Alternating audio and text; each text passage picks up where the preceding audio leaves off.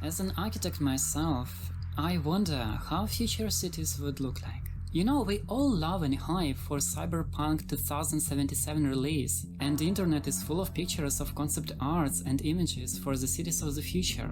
But these images actually may not be true at all. We have already made some predictions before how the future would look like, and each time we were somehow missing.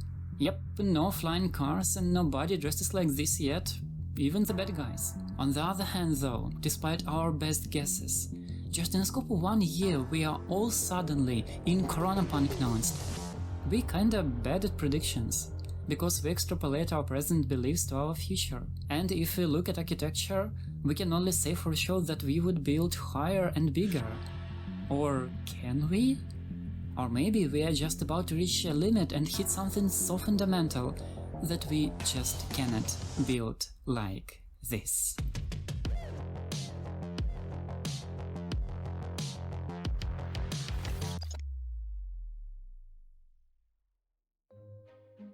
Future is all about big-scale multi-layered cities, right? In the movie Fifth Element, we have the entire layer of a city below, which is just a wasteland where nobody lives. And in anime shoujo Shimatsu Ryoko, we can see the entire city made of separate levels, and the girls try to reach the top one. So we just cannot build high enough, you ask me? Well, not having the license and building the hell yeah extra cool high stuff, I can suppose that we could build the building high enough to nest some evil high-tech corporation in our welcoming cyberpunk city. But the city of the future is not just about high buildings, so naming this video simply just how high we can build would be dull. We already built the Burj Khalifa, the highest building in the world right now, and definitely we will build something even higher, just because we can, YOLO. But weaving the buildings together in some kind of active infrastructure, you know, these trains and Uber Eats deliveries, is the magic. So the problem is with infrastructure? That is, we just cannot maintain such big cities and they're just going to collapse? Well, it actually shouldn't matter either, because modern cities are themselves just messy, and their infrastructure fails maybe almost every day, on everybody's way to work or school. But on the other hand, if architects try to take control of everything, if they try to sort and divide, the cities become ghettos, as it happened to Pruitt-Go. Built for a perfectly designed society, the project became a one big crime scene, and eventually was demolished. And reaching this balance of the citizen's life is actually much difficult than just building massive megastructures. But obviously we can reach this at least shaky balance, because otherwise our cities would collapse long before. Or we just can refuse everything and build something on top of the fuzzy and messy existing cities, exactly as the Japanese architect Arata Isozaki envisioned in his clusters in the air, despite the fact that the whole messy thing just stands on concrete cylindrical pipes. What looks kinda dangerous. Would be a little bit unsettling if something huge just hanging above you, wouldn't it? So maybe the problem is with materials? That we just don't have materials tough enough for the big gigantic cities? Well, neither. If you need to build bigger and higher, you know what? Architects just make columns thicker, and if there's not enough columns, then more columns. Even in the case of the biggest possible structure with current materials, the artificial clone on the Mount Fuji itself, the so-called X-Seed, with the height of 4,000 meters, we could simply make the bigger base and make the structure even higher. It would be literally a mountain. Like, take this nature, we can build mountains too, huh? And if concrete fails, we can use materials much stronger than concrete.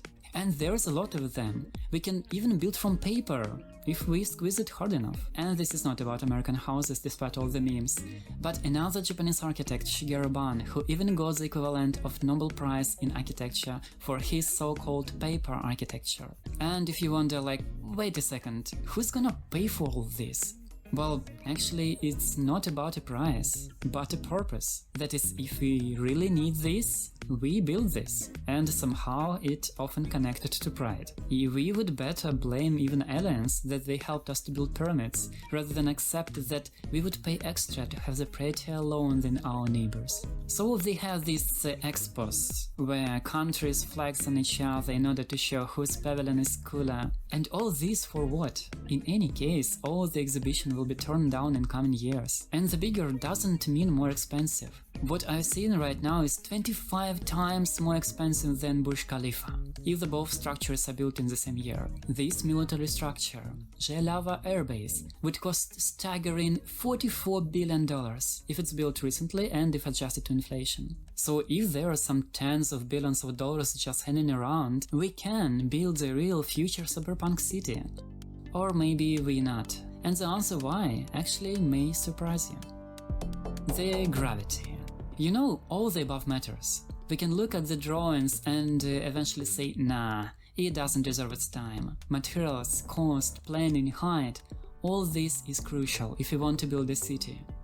But the point is that we can negotiate about this, but we cannot convince the gravity like, dude, everything is relative, go and be dense somewhere else. So all the buildings are just the monuments of our stubbornness of trying to show the gravity who is the boss. So we pour tons of money and create new construction techniques and infrastructure to oppose it.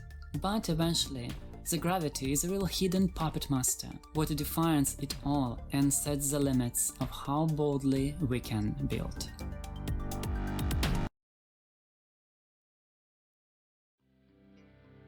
But once we managed to escape it. So possibly the greatest building ever built is the International Space Station. And notably the most expensive one. So all these concept arts made by artists to express our future doesn't feel gravity. And this is what makes a big difference if we want to build a futuristic city despite our most ambitious guesses. But we will definitely have the neon lights and cool tech stuff in our daily life, what is surely a stable trend. So don't be upset just yet. And thank you so much for joining me today, trying to envision how realistic the cyberpunk city would be. If you like the content like this, please subscribe and see you next time.